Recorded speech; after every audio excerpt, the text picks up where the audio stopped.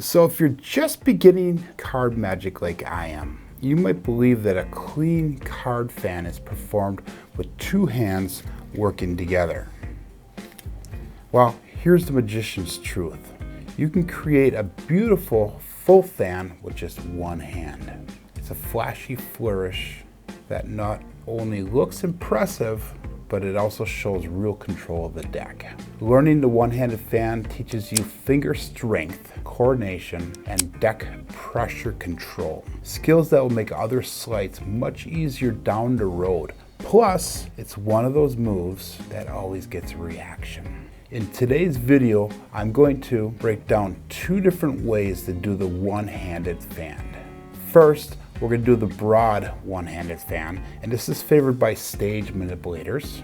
And two, we're going to do the classic one-handed fan, which is a tighter, more balanced version that many magicians use for close-up magic. We're going to go step by step, plus I'll give you a practice routine that you can use to build this flourish into part of your card handling toolkit. Let's show you how it's done. There's two different methods that we have. So the first one is called the broad-handed fan. So I'm going to grab the cards, come in. Okay. And the second one is called the classic one-handed fan. So let's show you how this is done.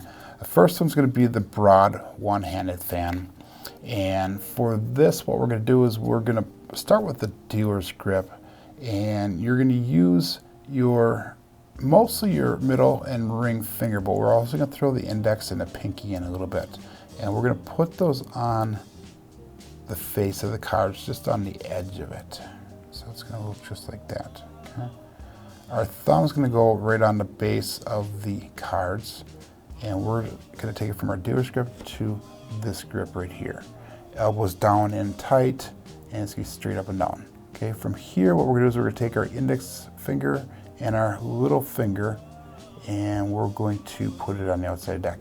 Again, these two fingers here, your middle finger and your ring finger, will be curled underneath. We're going to take our thumb from on the bottom.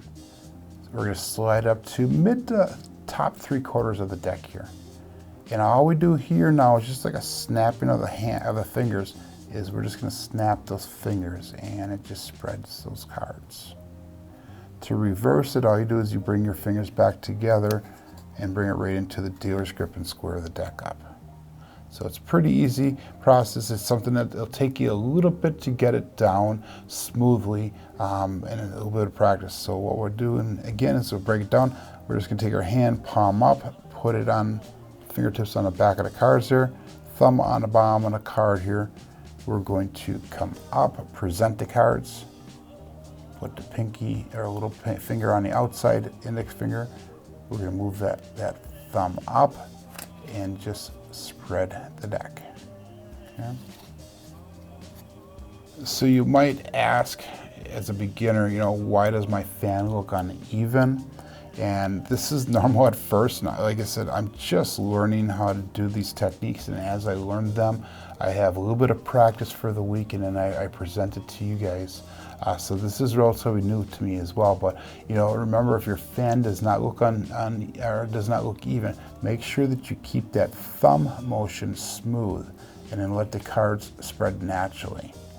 So that's the secret to getting it to spread more even. Coming in, okay, throwing the thumb up there and just making sure it's nice and smooth. And it's not going to be perfect every time. Like I said, I'm just learning. So mine does not look like some people's are like, they're like a perfect fan spread that you can actually, air yourself off with. But the second question a beginner might have is, do I need special fanning powder for a new deck to do this? Obviously, a fresher deck will help it. It's a lot slipperier. It'll slide around. You can do the technique a lot easier, a lot faster. So I guess powder would be an optional thing for display quality, but it's not required to learn. Let's move on to the classic one-handed fan, which is your close-up style fan. And this is the fan that I actually feel more comfortable with. So we're going to start again with our dealer position here. And this time, instead of coming underneath with our fingers in the back of our thumb, what we're going to do is we're going to come in and we're going to put our ring finger and our middle finger at the front, or the outer end of the deck here, and our thumb comes on the inner end of the deck, so what's the center part of it, and that's what's going to grasp most of the deck here. What we do then is we're going to come in with our index finger and our pinky, our little finger, and straddle the cards, okay? And in our next video, we're going to be doing the Topsy Turvy card trick, and we take actually part of the deck, and this is easier to learn with just part of the deck as well instead of using the whole thing. So maybe take about a quarter or a third of the deck, maybe half the deck, whatever's comfortable, okay? But we're going to come from here. We're going to again get into this position here so we could turn it in and present it to the audience. From here, we're going to take that little finger and that index finger, we're going to clamp down. Put our thumb at the bottom part of the deck, bottom inner corner of the deck here. And all we're going to do is we're going to push out with our thumb. Let me get back into this again. We're going to push out with our thumb, okay? And we're going to pull down with our ring and middle fingers here. Okay, so it's going to come in, it's going to look like this. Okay, so all we're doing is we're taking a grouping of cards with the middle and ring finger, thumb on the other side. We're going to rotate that, and as we rotate, we bring the little finger and index finger in, slide the thumb down, and just spread the cards out.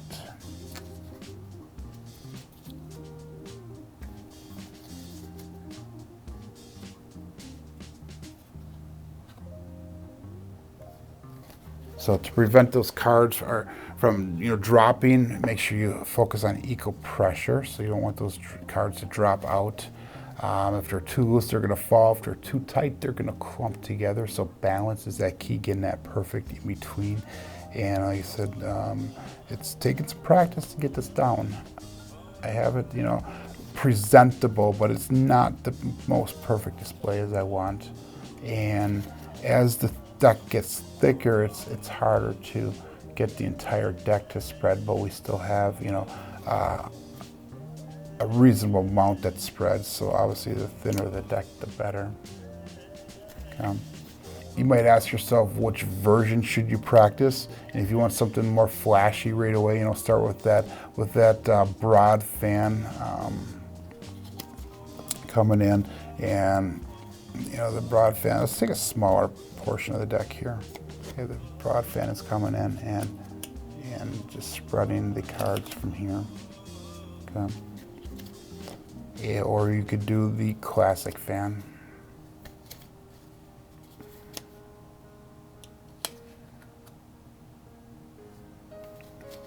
Okay, how much finger strength does this take?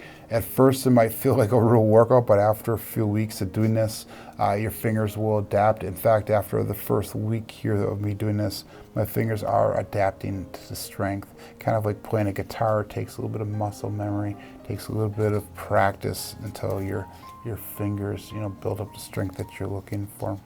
What's the easiest way to close that fan cleanly? With some reverse pressure of the same fingers as what you open it with. Just think of it as like rewinding the trick. So we came in, now we're just going to rewind it and then put it right back into our dealer's grip. So that would be, kind of like fast forward and rewind. So another question might be, is this just for showing off, or can you use it actually in a real trick? And the answer is actually both. Magicians have used this fan to have a card selected. Others use it as a flourish in between routines. In fact, in my very next video, we're going to use it, which is called the Topsy Turvy trick. I'm going to use this fan as a diversion to get your mind off of the cards, and you'll see how I do that in the next performance. The final question that we have here is, you might have is why do your cards clump with old decks? So if you have an older deck, it clumps together more, and that's because your cards over time absorb different oils from your skin. Also, the humidity in the air will be hard on those cards as well. So if you're having problems with that clumping because it's an old card deck, switch to a newer deck or lightly powder those cards for smoother spreads. As a practice routine, you could do 5 sets of the broad one-handed fan, coming in and just spreading. You do 5 sets of those, and what you're going to do is you're going to focus on smoothness, not speed. Okay, so 5 of those.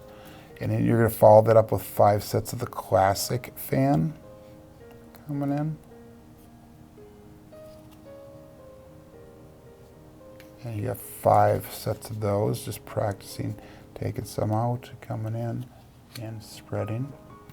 Okay, and then you're going to have 5 sets of each where you're practicing closing it. So you're going to come in, spread it, close it, bring it back into your dealer's grip. Okay, coming in, spreading, coming in, closing, and there.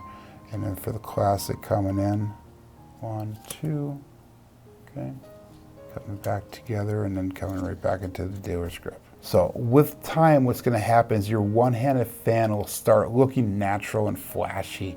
And I'm still working towards that point, but it's getting better as we're going here. And this one-handed fan is going to be one of the best ways to show that you're serious about card handling. What I want you to do is I want you to click right here to the right, and that'll bring you to a playlist that helps you follow along my card magic journey from start to where we're at today. And hopefully somewhere in that process, we're going to show you the next flourish as well. My name is Joe, and this is my card magic journey. Let's make it yours too.